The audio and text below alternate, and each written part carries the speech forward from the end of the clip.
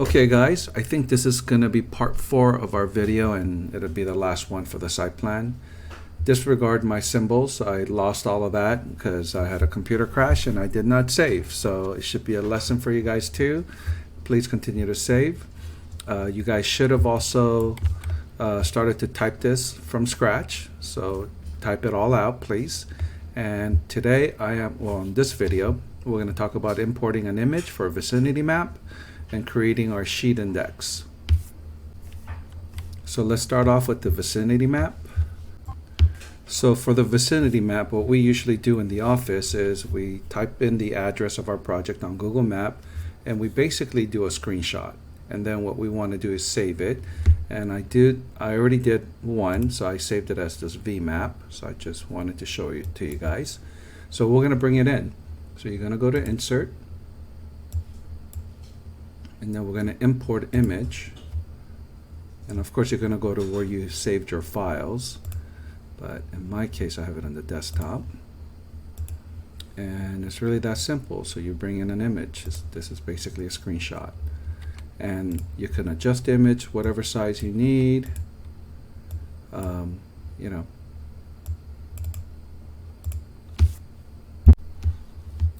But actually, this is good that I made a mistake. I don't want you to bring it into this basically the site plan sheet, because although you can do it, as you can see, I won't be able to put the text vicinity map and the project number. So what you really want to do is to bring it in as kind of a legend. So you're going to go new legend, and you're going to name it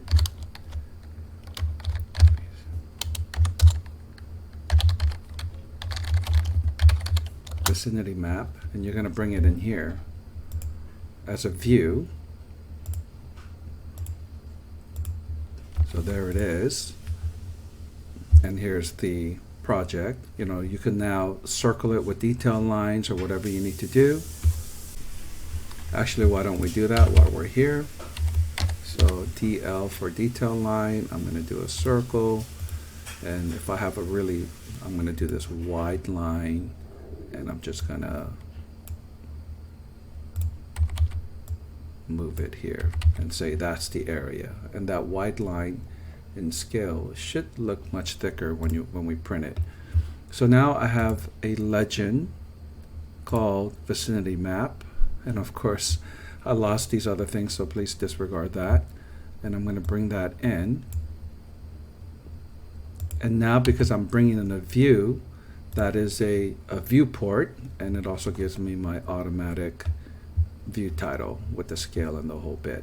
Okay, so that's how you bring in a vicinity map. And of course, again, I know I'm repeating myself, but I like you to type out this thing yourself, and you should have already done that. We're going to come in here now. We're going to show you how to bring a sheet index. So this is really, in Revit, it's called the schedule.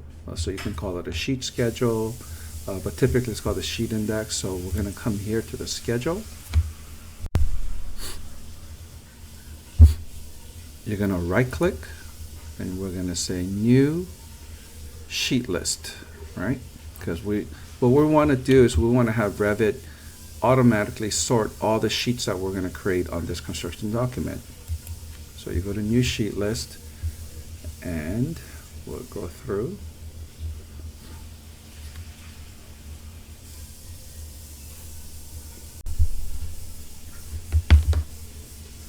So we're going to want sheet name, sheet number.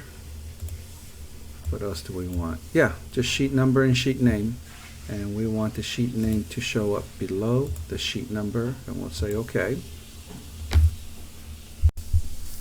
And right now it only shows A1 and site plan because we only have one sheet, and that's fine. So now we're going to bring in that sheet index, and we're going to bring it in here. There you go.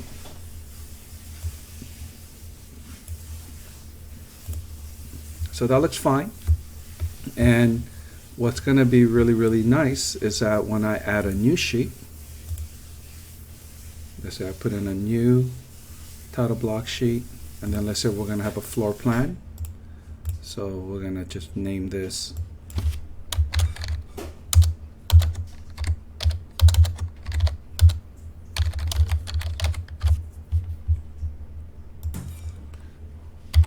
what you will see is on the sheet index, you will see that A2 floor plan comes in automatic. So that's really the beauty of Revit, that it actually is all connected. So this is a kind of a smart kind of a table. And remember how we created this table here?